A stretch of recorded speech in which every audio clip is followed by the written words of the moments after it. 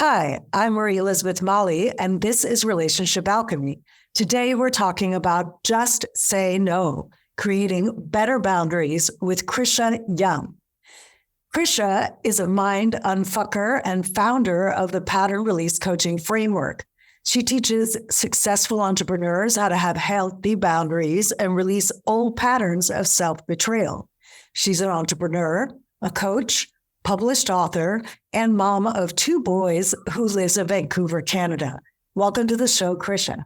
Thank you, Marie Elizabeth. I'm so excited to be here. Thank you so I'm much. so happy to welcome you here. Yes. And I'd love to start with what you got you interested in this topic around boundaries. Like, what had you start teaching about it? Yeah. So I've been coaching women for over a decade now professionally.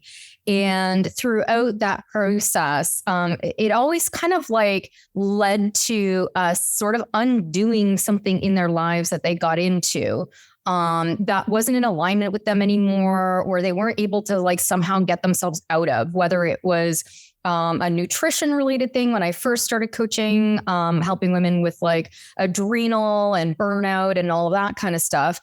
And then my work evolved into doing this pattern release coaching now, which is helping women heal from self-betrayal. And that underneath of that self-betrayal was that they didn't have boundaries. They weren't speaking their truth. They weren't, you were entering into agreements with people or business situations or whatever, from a state of people pleasing or a state of wanting to be liked or, fear or whatever. And so I was sitting here and I'm like, wait a minute, the underlying condition here is this disease to please. And having like weak or not being able to maintain boundaries is more specific what happens.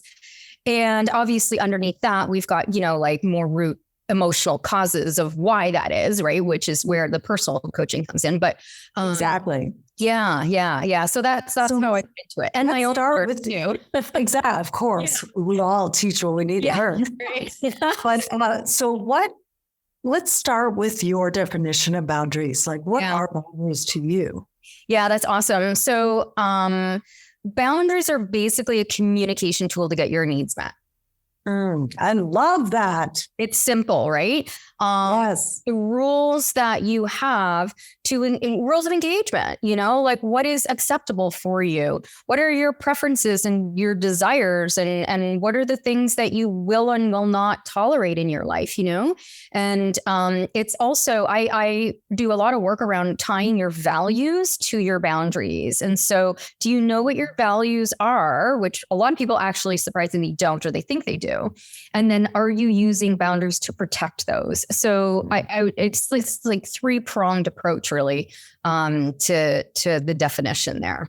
I love how you've organized that. That makes a lot of sense. And why do you feel boundaries are so important? Especially, I think they're important for everyone, but especially for women and especially for women entrepreneurs. Yeah, right. Well, because we have an issue here in society where predominantly women have been conditioned to be quiet and placating and keep the peace and not speak up. And depending on your generation, like where you're at, like I'm Gen X, right? And so, my generation and previously, like very male dominated work environments where, a woman's voice wasn't really heard or she needed to turn more masculine in order to be heard. So that's a lack of boundaries around like who you are and your expression. And just like a general overall sense that like we shouldn't say what we think or what we feel or make waves or anything like that, and then when we do, we're perceived like as a bitch, or we're perceived as complaining or nagging or something, and so I think that's a big like and especially for entrepreneurial women, when we're dealing with things like money, like asking for value, asking for our worth, firing clients when they're not good, even though they might be our main source of income or something like that, relationship, a lot of relationship stuff. I mean, this is relationship alchemy. So a lot of relationship stuff. boundaries in relationships women really struggle with. And what do you notice as a mom too? Because I imagine as a mom, boundaries get even more confusing. Right? Yeah. A lot of my clients have somehow, for whatever reason, either have no children or have children that are around like that teen to preteen to adults like age bracket. And so there's stuff that they're dealing with. And then they realize that they don't have boundaries with their kids, or they're too harsh with their kids or whatever. So there's no like gracious, I call them gracious boundaries, like the graciousness seems to be missing there. With my own kids, it's just like, I mean, there's screen time and phones and computer games and all sorts of stuff these days that we're needing to put boundaries on. That's challenging. And kids like to push back. Big time. Yeah. Yes. Yeah. So what do you notice as some of the most, I don't know, well, obvious, but also maybe some unexpected boundary issues, like things that we wouldn't necessarily think of as a boundary issue, but really is? Yeah. So the obvious ones are like when you're like the difficulty saying no, that's an obvious one. Personal space can be an obvious boundary, like those. You mean like how close someone stands to you? Like close to me. Yeah. Right. Every introvert's dream song. Right. And maybe some oversharing, people who overshare. Right. So there. Oh, I love that. Can you unpack how that's actually a boundary issue? Oh, yeah. That's unexpected. Okay. Yeah. Well, that's funny because I put that in the expected column. Yeah. So I guess it would be because if you're sharing and you have no filter in what you're sharing and people are sort of like, we don't need to know this, or this is making us uncomfortable, or you're sharing from a space of maybe victimhood or something like that. Like you've got no personal boundary around your own worth, around what you're sharing and keeping it sacred for you and your core people. You're kind of blasting out like information that doesn't really need to be out there unless you're doing something like speaking and it's important and you're delivering a message or like on a podcast or something like that, Well, but even that, I think it's really good to have a boundary between, like you said, what do you keep close for your close people? Yeah. And what aspects of a story maybe feel right to share publicly and which aspects you keep for the people who, matter the most to you. Yeah. I agree. Oversharing, it's like a disrespect of yourself in a way. Yeah, exactly. Yeah. So boundaries are like both. So I have this peace principle that I've written about in the book, and it's an acronym for what boundaries do for you, right? And so they protect you, right, from boundary violators externally, but also you violating your own boundaries. Yes. Yeah. And then they energize you because you're not feeling super drained. They affirm you because you're speaking your truth to someone and they're either going to be like, cool, that I'm okay with your boundary, or they're going to be like, no, and they're going to push it. And then they know, like that's not a safe person for you. It gives you that confidence and that clarity to be able to speak up and the clarity because we can be very passive aggressive in our needs, and passive aggressiveness is like, it's so difficult to navigate because you don't actually know what somebody's saying or what their intention is. You know what I mean? And it can be very jabby. So not being like that yourself and having a boundary of like, no, that's passive aggressive. Let's talk truth. Let's create a safe environment for us to have that conversation. And then all of that cumulatively empowers us. It's empowerment, right? Like a lot of women feel very powerful, but they're not empowered. And empowered is having these boundaries, and the boundaries is that self-love, right? And that self-respect that we have to not overshare or, to ask for, our needs to be met in one way, shape, or form, So I think that's really important. And then some other uncommon boundaries that we might not think about would be like time boundaries. You know what I mean? Like, how are you using your time? Are you respecting other people's time?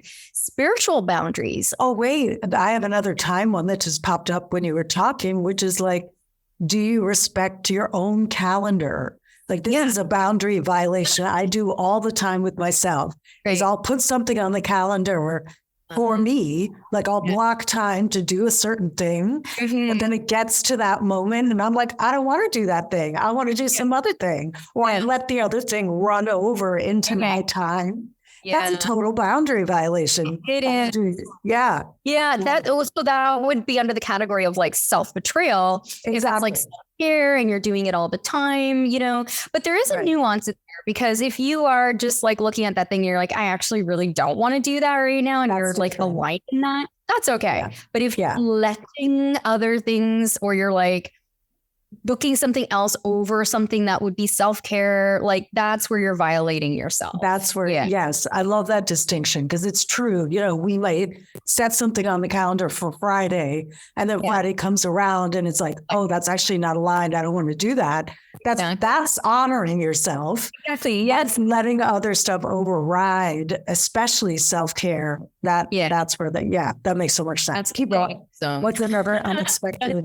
That's spiritual boundaries, right? Like, you know, we are both in that like kind of spiritual space in terms of like, you know, our approach is very grounded. But then there's a spiritual element to it, and spirituality is whatever you define it to be, right?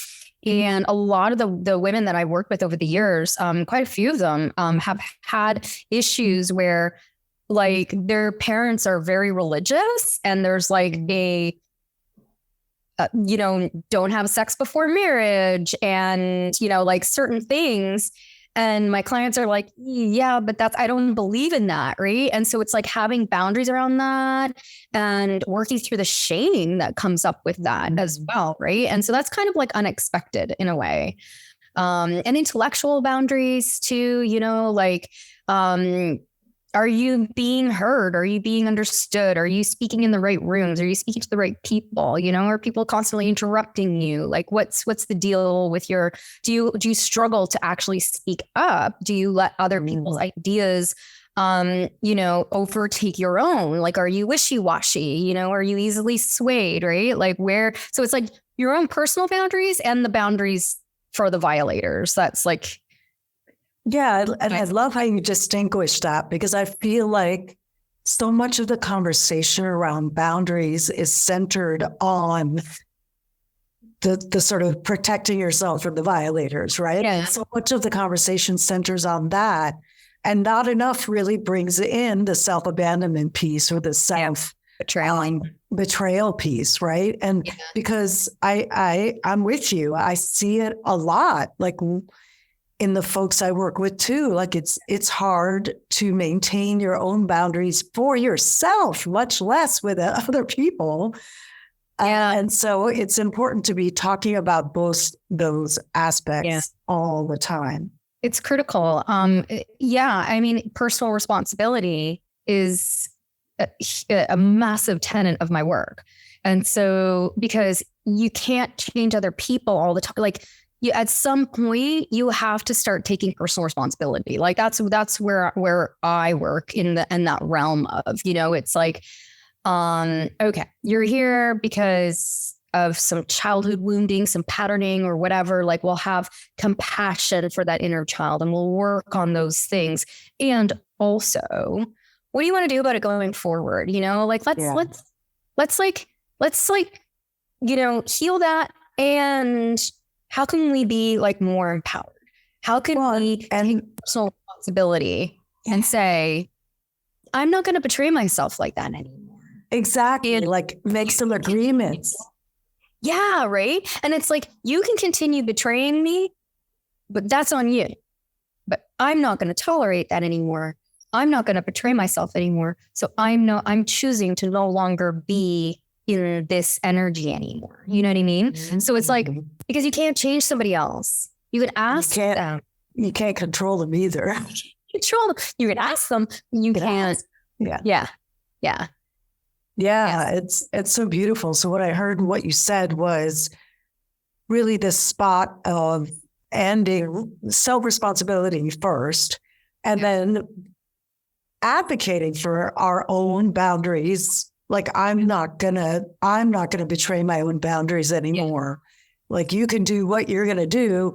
I've asked you, or I will ask you to respect XYZ that I want and need. And if you don't, like you said, that's on you. That's fine. And I'm going to exit this space. Or I'm going to exit this relationship, or I'm going to exit this, whatever it is. Yeah. And, I hear so much in what you're saying. I hear such a depth of self-respect, which I feel is so important and aligned with this boundary conversation, because like you said, the default into passive aggressive or,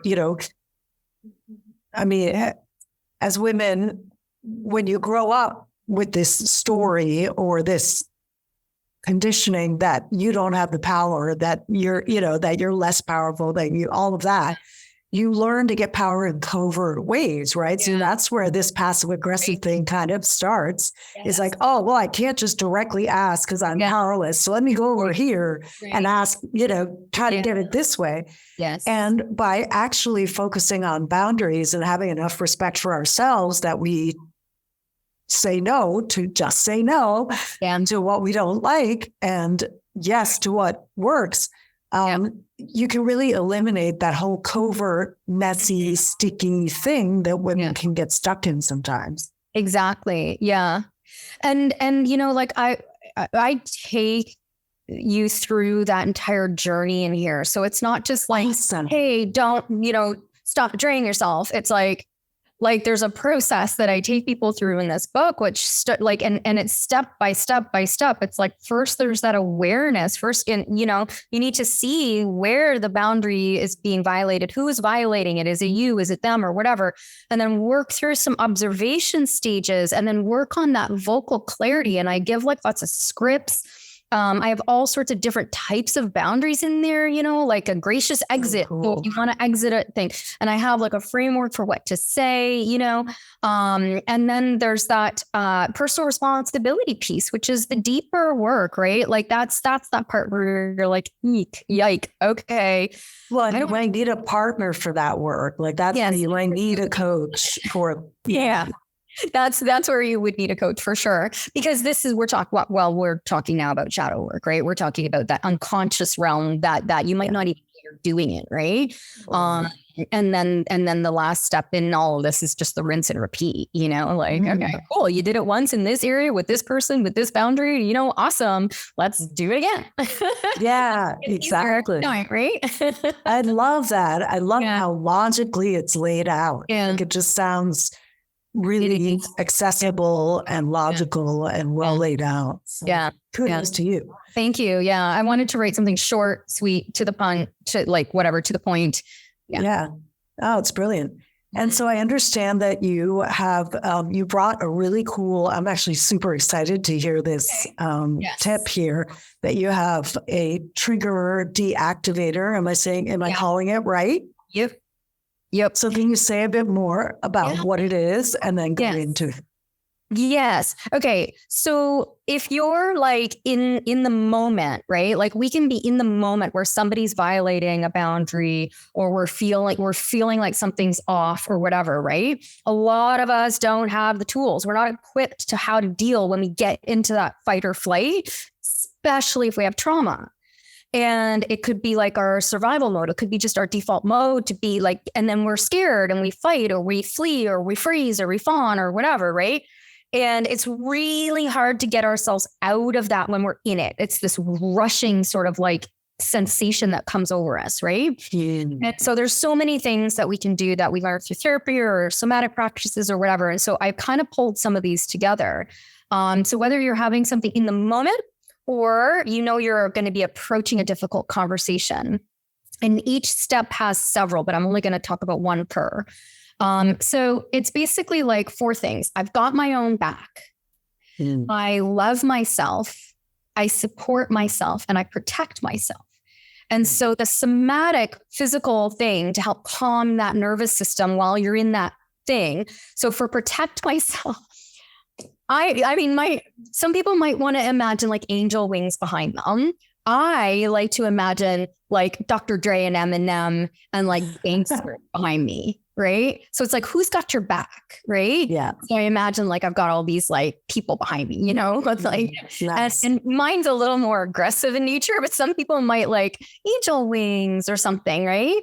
I love myself would be, you could do something like butterfly hugs, you know, if that's available to you, just to calm yourself down in that. Can you describe what that looks like if someone's listening and can see Sure. this? Yeah, so, of course. So it's arms across your chest, hands on each of your shoulders, and then you just tap them gently. So as if you've got like butterfly wings.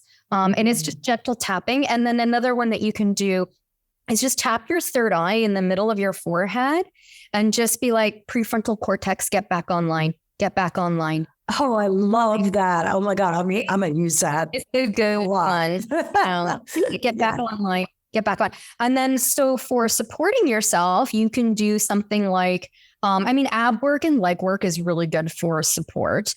So squat, plank and all that kind of stuff. But that Wonder Woman stance, which is where your legs are, you know, you're standing tall, right? Your legs are what would you call it? Like spread, like even. Yeah. And then your hands are on your hips and you're just like, you know, confident. You lift your chin and just be confident. Just look up a photo of Wonder Woman and you'll know what I mean. Yes. I love that.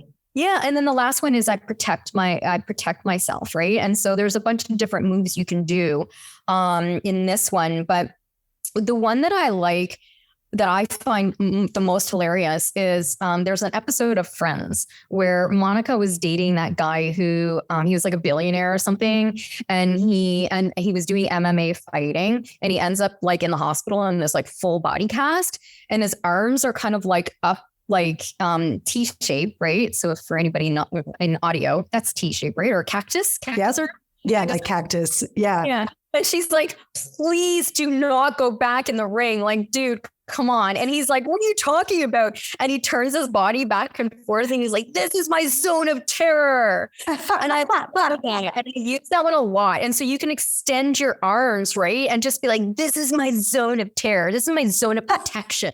That's fun. Yeah. You know, like that physical distance from someone. Like, no, I can't enter this bubble. It's like reclaiming my space. Reclaiming it. And that is a big thing that women don't do. We hide in it, like take up more space, you know? Yes. So yeah, there's a lot more in all of these that we could do, but I think those physical things in the moment is really cool. Can you just quickly run through them again? I have my own back. I love myself. I protect myself, and I support myself. That's great. I love that. Yeah. Because if you think about it, you're not having boundaries. You're not protected. You're not feeling protected. You're not feeling. Yes. Right. So you got to do it yourself. Exactly. And I think that's the key. Like one of my favorite quotes about boundaries was written by Mark Groves. And he said, walls keep people out. Boundaries teach people where the door is. Yeah. I love that. And that really speaks to what you're saying. It's like boundaries are a way for us to allow people in, like at the right distance and the right way and at the right speed and everything else that our system can open with. Yeah.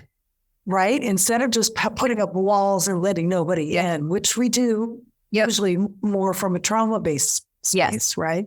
Yeah. And so that can be a necessary, like I'm not dissing walls. Walls are necessary at a certain point in our evolution, right? With certain people at a certain point in time. And if we want to make that transition to learning to have boundaries, like all these things you suggested are incredible ways to really start doing that, you know?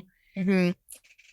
Yeah, well, this has been a lifetime of learning myself, you know, like having to put up boundaries in my own life and, you know, having a lot of tolerations and not being treated well for, you know, a while. and then seeing it in my clients and just working on it in that way. Like, it's true. Like we need to give ourselves permission to have gracious boundaries and be loving in it, and loving towards ourselves and loving towards that other person as well. In it, that's a big tenet of this too, is like to be gracious in it, because I do think that as people are learning boundaries, they get to a point of aggression with it, and they don't always have to be, especially with people who they love. They don't always have to be so aggressive, right? So we can take that aggression, make it softer, still have the gangsters behind us if we want. Yeah, totally. Say it with a smile, say it with love in our hearts, because for me, ultimately, it's about love. And I think it's important to recognize that at first, when we're practicing a new skill, that aggression might be there because we expect not to be heard. Yeah. Like we don't know at what point someone will hear us. So we might come out the gate with a lot of charge because we don't know yet that we could say it graciously and firmly, and it would be heard. So we assume, like, I got to come out guns blazing. Yeah. And that's just something I think we kind of learn with practice. Like self-compassion feels super necessary. Yes, it really is. Huge. So I understand that you have an awesome free gift for folks. The link is going to be down in the show notes, as well as Krisha's contact information. Her website's going to be there, Instagram. So can you just say a little bit about the PDF that you've got available for people? Yeah, well, I'm going to go through, some like basically talk a little bit about what boundaries are. And give like a couple of scripts, a couple journal toolkit things. There's also a toolkit that I've got in a journal. And we've got a boundaries quotient assessment. So like a BQA, which is like a boundaries quiz, and a heart and solar plexus chakra activation to help, because the solar plexus is where your self-worth is, and the heart is where like that love is. And so some meditations and mantras and things that you can do around that. So it's kind of like a little bundle, a mini bundle. Ooh, it's so cool. Yeah, along with this trigger deactivator as well, with a whole bunch of other things that you can do in there too. So it's a really great bundle that is totally free. And then the book is available for purchase, and obviously coaching. Awesome. Yeah. Right. And you'll be able to find all that information at Krisha's website. And I love this bundle. I love how well-rounded it is. And it's so great that the thing you taught here today, like if you were vibing with what Krisha was saying and teaching this trigger deactivation process, you can actually go over and get the printouts of it and work with it. So I'm so happy that that's available. Do you have any final words you'd like to share with folks before we wrap up? I think you nailed it when you said self-compassion. We're not taught this. We're being taught it now. More and more people are talking about it, which is awesome. And so we just need to learn and have that open heart for ourselves, and also understand that the violator or violators in our lives are also on that same journey, and they might not know. It's not to say that we give them more chances, but it's just like having that compassion across the board makes us more human, and allows for a more of a universal healing around this, So I think that's a big part of it. Love. Just love is the answer. Oh, yeah, totally. That and love with good boundaries. Loving. Yeah. I love that you call them gracious boundaries, because I think that's something that's often missing from the conversation. So I think that's a beautiful note to end on. It's graciousness, love, that boundaries are an expression of love is what I'm hearing and what you're saying. As I distill it in my own mind, it's like boundaries are an expression of self-love as well as love for another. And having compassion as we learn how to do these new skills is key. And I thank you so much for making this awesome bundle available too. Yes. And so everybody go grab that. And thank you again for coming on the show today. It's just a great to talk with you. And Folks, we'll be back next week with another episode. And until then, remember that a great relationship starts with you.